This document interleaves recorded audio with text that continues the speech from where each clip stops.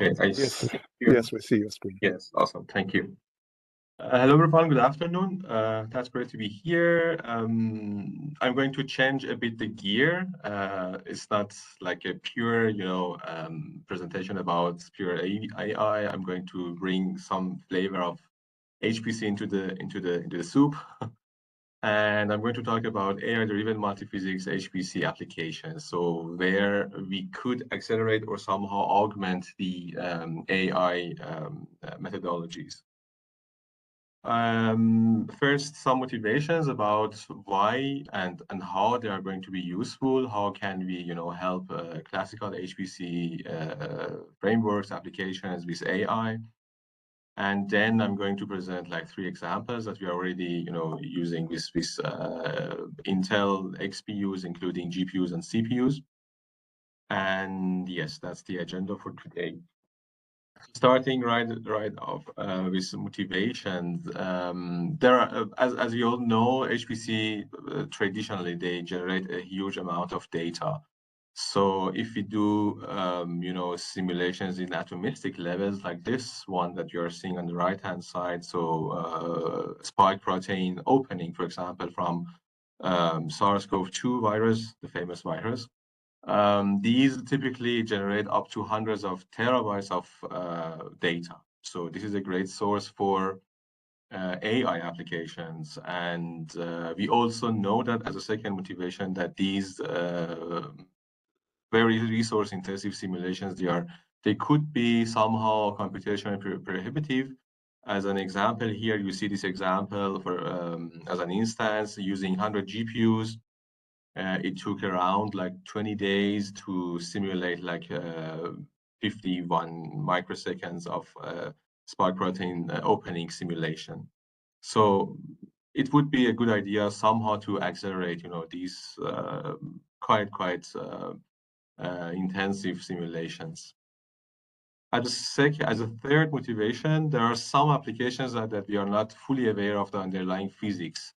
For example, in human body simulations, like human tissues, in this case, for example, esophagus, like peristalsis, which is a movement that we don't have like access to accurate mathematical formulations to describe the behavior of this physics. Basically, we have these muscles contracts, an example here. And in these ways, the learning abilities from the neural networks could be handful here and helpful for the HPC applications. And here we could substitute some, say, simple like mathematical formulations with some neural networks which could learn and give us real-time feedbacks. And so that's also another example for the motivations that somehow sometimes there are the case that we can't actually handle the physics. These are classical like physics and mathematics. Starting with the last motivation as the first example, so the so-called deep multiphysics or deep MP. This is basically a simulation where the intestine, like lastly, is the movement of this muscle contraction, the movements of biomass inside the human body, that's simulated in a way that a classical particle-based method, in this case SPH method, is coupled with reinforcement learning. So the muscle contraction is actually, so in HPC, we have simulations also only using HPC, but those are limited to like some simple and constant kind of simulations, or maximum like dynamically, using some sine or cosine formulations to resemble these movements from muscle contraction.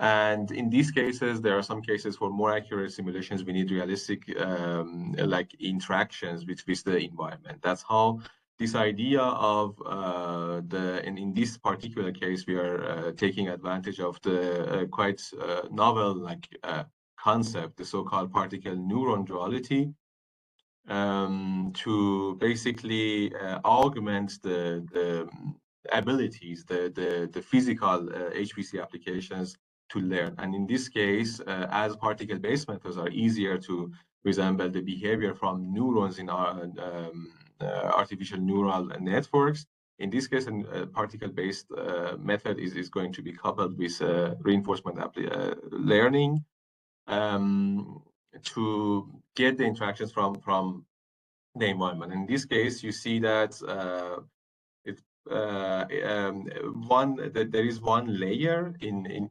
between. I will go shortly over this and address those in more details in next slides. That as neurons in artificial neurons and particles in classical particle-based computational physics methods, those could carry information both, and they could also communicate with each other in a way that I'm going to cover shortly. And in this case, we could have like a real-time like interactions with this environment. As we are talking about SPH in this case, so this is our, let's say, HPC method, which is going to be coupled or augmented with AI. So in the computational domain is discretized with particle-based, with a finite number of particles, and those are prescribing the domain, the physics behind. And they are quite similar to the concept of neurons, and that's how the duality concept is generated. And also we see here a neuron, it has like its let's say characteristics like weights, inputs, activation function, and everything. And in this way, we could let some number of those particles behave as neurons as well. So at the same time being particles and neurons. So that's how it is implemented. You see on the left-hand side, the computational domain has been discretized, the solid part, the outer layer, and also the fluid part. In the inner side, so they are described with SPH particles as HPC method. So the governing equations on fluid mechanics, so they are solved with the HPC side, but at the same time to basically follow the contractions, actually to implement a correct and real-time and realistic feedback from the environment. We are coupling that with the reinforcement learning. And as you see here, the outer layer, the solids here, they are the same time particles and also neurons at the same time. So in this way, these are like hidden neurons and at the same time also particles. And as you see here in two different time steps, from time step t to t plus delta t, they have been learning, the data for this reinforcement learning network is generated from the HPC method, and they are fed into this method and they are learning. And based upon this data, they send the correct, let's say, demand to these particles to start or stop with 0 and 1 variables to start and stop the contraction, the muscle contraction. And that's how it's going to be in a more realistic simulating the muscles contractions, which is quite common in human body. In this particular framework, so I'm not going, the time wouldn't let me to go to more details, but here it's worth mentioning that from HPC and AI side, we are already, on Intel architecture, we are using some part of this workload. For example, the lamps in this case is simulated using CPUs and using lamps framework. And also we have used, for the reinforcement learning, we have used Intel Python, and as my colleagues previously covered well, the one API and all these software stacks behind the scenes. We are using one DNN in this case, and also TensorFlow to implement the reinforcement learning framework. And the lamps is also fully, covered and is coupled with one API framework. A second example is AI-driven MD. Maybe shall I make pauses? That maybe someone, please interrupt me anytime that you have any questions. So second example is Deep Drive MD. That's basically is going to the first motivation that I just covered at the beginning of the presentation, that well, we have a huge amount of data and then we are going to use them, and in this case we are going to accelerate the classical molecular dynamic simulations. As you know, MD or molecular dynamic simulations, quite resource intensive simulations, and in order to accelerate them we have ensemble acceleration. So the whole simulations, they are divided into ensembles and they run, and then at the end of the end of any simulation at any ensemble, so one does an average out of them and then get the overall simulation. So in this case, the streaming AI is going to help to basically save some simulations upon the most advanced ensembles in MD simulations. So this is a continual loop, as you can see here. So the more details are presented in this archive paper. The thing is that in a continual learning loop, one finishes first the MD ensembles from 1 to n, and then the data, the generated simulation data, they are aggregated in an aggregator. And then it then turns into a training, well, let's say AI session. So we have training first, we get the embeddings out of these simulation data, and then we start an inference to I will show more details in the next slides of how it is implemented, and you're gonna have a better feeling that how is it working basically. And then after this inference, which decides which of these ensembles are more advanced. So as we are talking about, conformational structures in biophysics, in molecular simulations, in biochemistry, and so these conformations, they are being captured after this inference session, and then one is going to capture the one ensemble which is more advanced, and then the rest of the ensembles are going to be restarted. They stop, and then it restart with the most advanced conformational status. And doing this up to three order of magnitude speed ups is achieved using this continual AI hierarchy.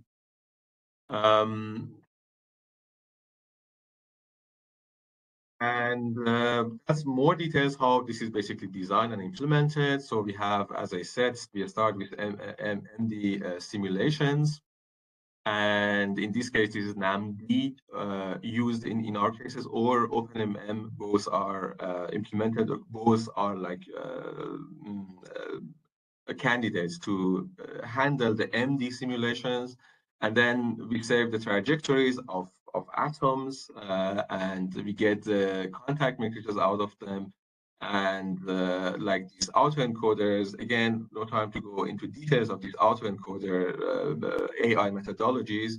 There are like, the abbreviation is written here. You can study more. That's anyhow, they are capturing the latent data information out of those. You see here, for example, the trajectories and their density basically are captured using, in this case, ANCA AE, which is an autoencoder, and then solves that, and then the latent data is saved again, and then it turns into an inference session, and using a density-based scan or DB scan, and one gives like outliers to every ensemble, and out of these outliers, one decides, okay, this ensemble, for example, is more conformationally advanced, and then we keep this data, we store them, and we restart and update the rest of the ensembles using this data. And that's how then after the end, if there is no outlier captured anymore, so it means that the simulation is to the end.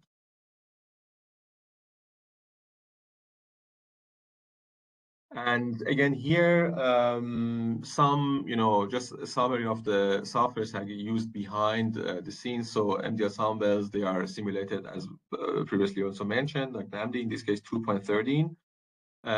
Then we have OpenMM. Again, two candidates. One can use both. Mostly OpenMM is used using a deep drive MD classically, but NAMD is also a good option. One could even use lamps, which I covered in the first example. And then we have the AR hierarchy, couple of different AI deep learning methodologies that they are implemented with 1D and N. And in this case, this is more heterogeneous, and we have like TensorFlow and PyTorch both, and then they are all run on CPUs and also PontiVQ or PVC or yes, the Xeon, like the XE like GPU series from Intel. Having that said, so I'm going to start the last example, which is kind of using the second example as one child of the whole workload, and this is an ongoing work because it's really actually executing on like on cloud base, and so one needs still some more developments to have the whole ensemble in a massively parallel example. We have locally enabled this, but having that is going to be further developed. So maybe shortly about the motivation of this workload. So as we saw at the first example, first motivation, we saw that the spike protein opening, was one of the big questions for the researchers, which helped them to decide and design like therapies, like drug and medicine for and the vaccinations for COVID-19. But the point is that this spike proteins, so as we all know very well, they are subject to mutations. And the reason is, okay, that's been already well studied, and it's just shed lights on many like unknown like corners of this biological like creation that causes this disease. After a while, so they decided that okay, the spike protein is not enough. So, simply saying, so we need more information about the RTC. I will cover this so in the next slide. And as this RTC is less likely to get mutations, this would help to design like more reliable and vaccinations that are not going to be subject to mutations and so. RTC is a multi-domain protein. As you see here, the spike protein is one of the, as just a simple example, is one of these parts, and RTC is like a multi-domain, and a couple of like non-structured proteins are generating that, and then RNA is here, and and this is the so-called replication transcription complex, which is basically responsible for the replicating the coronavirus.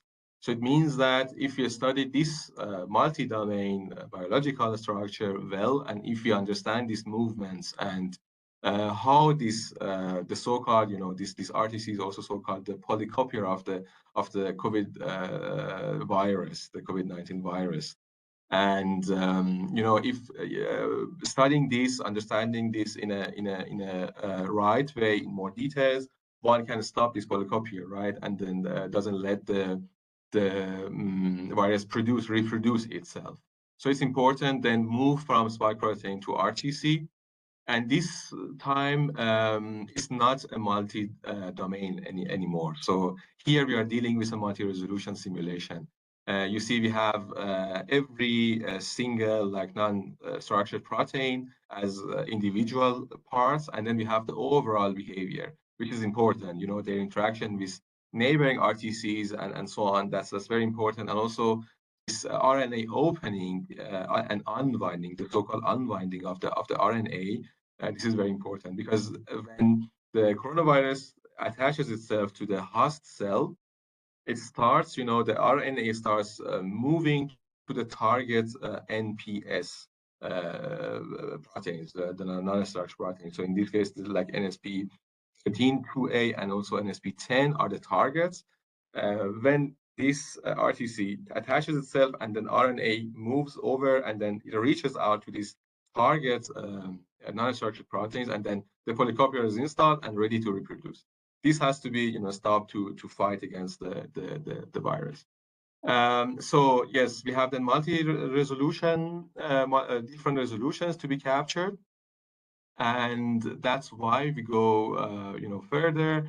That's why we are dealing with two different resolutions. So we have as a first best guess, let's say, as initializations, we have cryo-EM photographies, and they are photographies, they are statistics. And one important question was, okay, we could get like some snapshots, let's say, from the RTC, but what happens in the middle? So these dynamics between different statistical like pictures from instances of cryo-EM photographies is unknown. And here one of the motivations is to cover this, what happens in the middle, to have a dynamic simulation to understand the dynamicity of the RNA. And also, like, it is well known that the 30% of the data has been lost because no sufficient ability has been there to feed the data into 3D conformers. And these data are carrying hidden states which could be functionally relevant for drug discovery, and it could help the researchers to design drugs and vaccinations in a more proper way. And so we need to move from the cryo-EM simulations, and as I said, as the RTC is a multi-domain creation. So we need also to deal with the mesoscale fluctuations of the whole RTC as a whole, let's say, in a higher, in a coarser resolution. And then we also need to keep track of the atomistic, changes.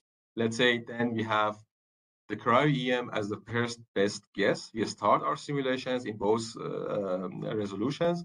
Then we handle the the global fluctuations with FFEA, the fluctuating finite element method as a mesoscale in a continuum way. And then we take care of the atomistic levels with AAMD method, which is all atom molecular dynamics. As the only probably,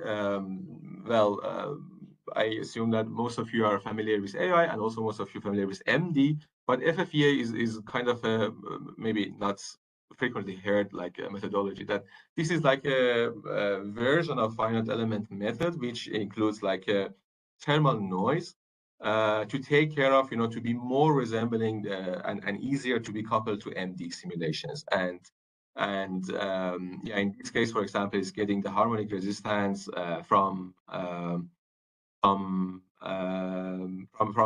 MD simulations. In this case, are NAMD simulations. And then we have these pre-computed potentials from MD simulations to get into there, because that's how this thermal noise is going to be satisfied. And then let's say continuum mechanics governing equations are then closed. And yes, so this is like an overview of the FFEA method. The rest of the methods I wouldn't cover here, lack of time, and yeah. And one example of visualizations using PyMol from FFEA simulations, that's a CPU code, for example. This is also an example of how heterogeneous is this workload basically. So on CPU and GPU both, on shared memory parallelization using OpenMM, and that's basically here more details would be basically would be easier to catch the workflow, how it actually is implemented. As mentioned before, we have these cryo-EM photogrammetries, and then out of those we have these protein data bank files. These are open source. One can find them in various so specific websites for those. One can get those. These are our initialization data, and we initialize both simulations in two different resolutions from this protein data bank. And as you see here, we generate mesh for FFEA simulations, and we initialize our atoms in MD or AMD simulations, which is running on GPU, and on the right hand side we are running on CPU, and then we initialize the simulations in two different resolutions. And we go further, as said before, again, the hierarchy of AI methods. So in this case, ANCA-AE, again, an autoencoder is learning the embeddings, the latent, information from the FFEA simulations and, the novel structural conformations in the entire RTC, the whole RTC, the global fluctuations. They are known, they are captured using and thanks to AI methodologies. And on the right hand side, so the same happens, and then CVAE, convolutional variational autoencoder, is then and using the deep drive MD. So we are accelerating that using the drive MD, and also we get this subunit fluctuations for every non-structural protein.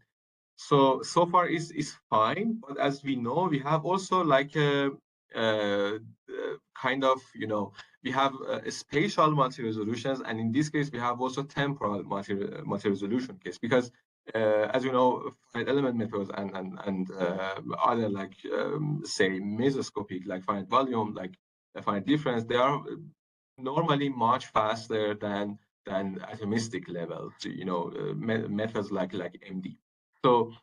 So we need to also keep these two simulations also self-consistent in terms of time. That's why another level of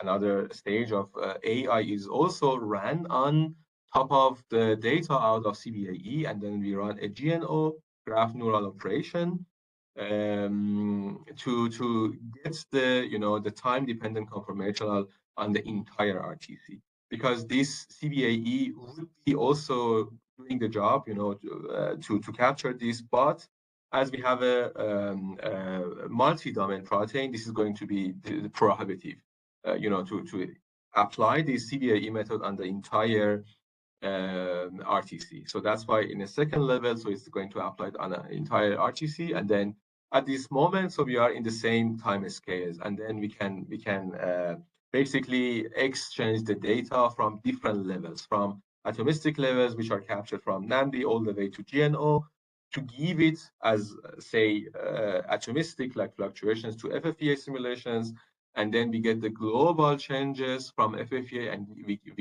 exchange and we give them to MD simulations. And in this case, and then the simulation is done, and then we see this mesh, for example, is generated, is taken care using FFEA. These are triangle meshes from FFEA method.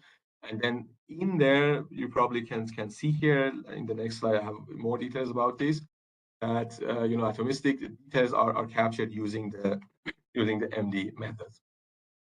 This is kind of a zoom in of this the latest results that you see. We have different values on the FFEA mesh captured and updated from MD, and the same way global changes, global parameters being updated using FFEA and given to AMD simulations. And in this case, these two are going to be self-consistent at the desired instant of time.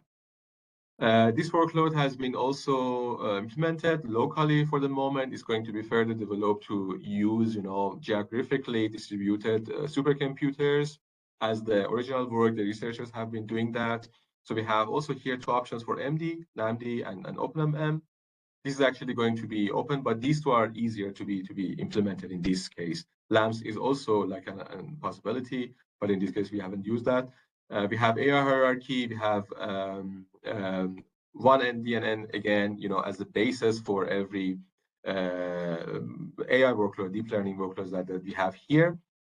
And then we have TensorFlow. We had some parts of these autoencoders, some are implemented in TensorFlow, some in PyTorch, or as my colleague just covered, those Intel extension or Intel optimized versions of TensorFlow or PyTorch. And then this heterogeneous work is ran on CPUs and GPUs. In this particular point of view, the XZ GPUs from Intel. So I would like to wrap up here some takeaways that the AI methods can accelerate HPC applications and in a very effective way use the data generated from HPC applications.